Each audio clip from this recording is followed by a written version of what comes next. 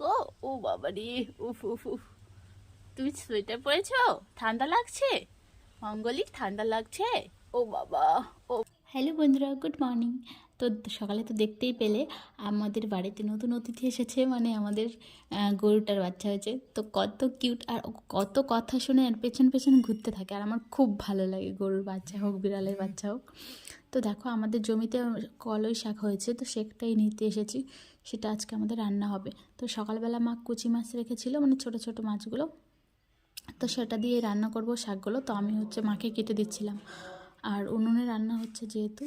আর আমার হাজবেন্ডও কাজে বেরোবে, তো তার জন্য দেখো সকাল সকাল রান্নাটাও হয়ে গেল। এখানে আছে কুমড়ো ভাজি, আর এখানে কলাই শাক সবজি রান্না করেছে, আর এখানে কুচি মাছটা ভাজি করে রেখেছে। সকাল বলে উঠে দেখো হাসি দেখো, হাসিটা দেখো, কি মিত্তি মিত্তি হাসি দেখো।